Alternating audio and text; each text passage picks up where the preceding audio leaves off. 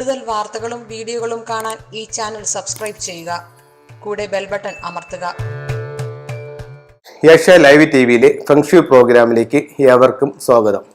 ഇപ്പോൾ നമ്മൾ കൺസൾട്ടിങ്ങിന് പോകുമ്പോഴായാലും ശരി തന്നെ, അതല്ലെന്നുണ്ടെങ്കിൽ ഇപ്പം നമ്മളോട്ട് ഫോൺ ചെയ്ത് ചോദിക്കുമ്പോഴായാലും ശരി തന്നെ, തെക്ക് ദർശനം എല്ലാവർക്കും വലിയൊരു പേടിയായിട്ടിരിക്കുകയാണ്.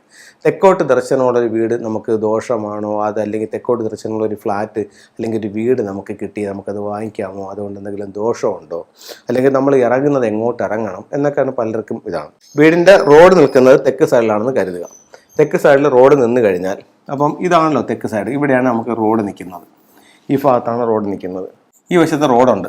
അപ്പോൾ നമുക്ക് സ്വാഭാവികമായും തെക്ക് ദർശനത്തിലാണ് നമുക്കത് വീട് വയ്ക്കാനായിട്ട് സാധിക്കുന്നത്. അപ്പം നമുക്ക് തെക്കോട്ട് ദർശനത്തിൽ വീട് വയ്ക്കാം, ഒരു കുഴപ്പവുമില്ല.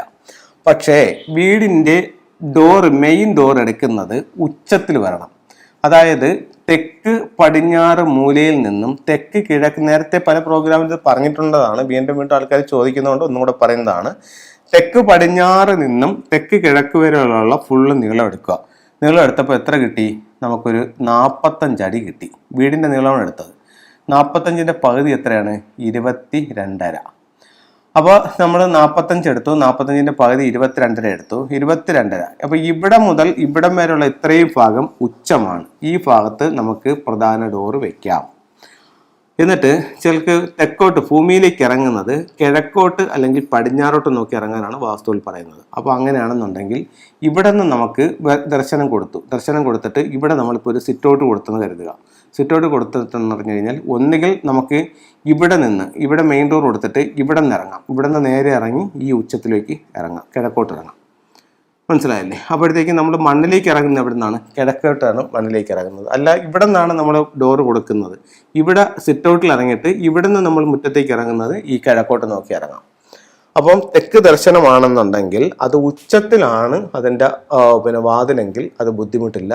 ഭൂമിയിലേക്ക് ഇറങ്ങുന്നത് കിഴക്കോട്ട് നോക്കി ഇറങ്ങുന്നത് ഉചിതമായിരിക്കും.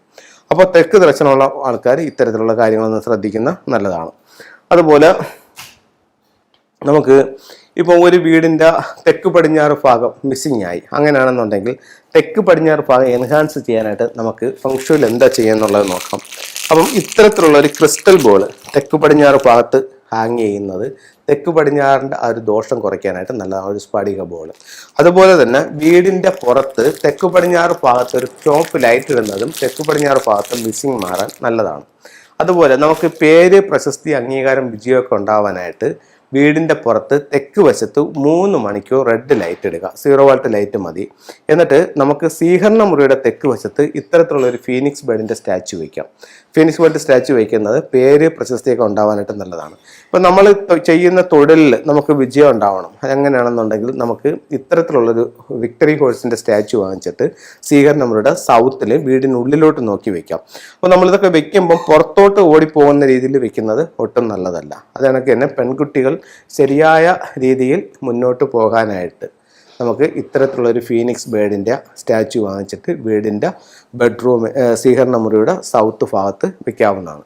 അപ്പോൾ ഇത്തരത്തിലുള്ള ഓരോ ചിത്രങ്ങളും രൂപങ്ങളും നിങ്ങളുടെ ജീവിതത്തിൽ വലിയ വലിയ മാറ്റങ്ങൾ ഉണ്ടാവട്ടെ എന്ന് പ്രാർത്ഥിച്ചുകൊണ്ട് നിർത്തുന്നു. നന്ദി, നമസ്കാരം.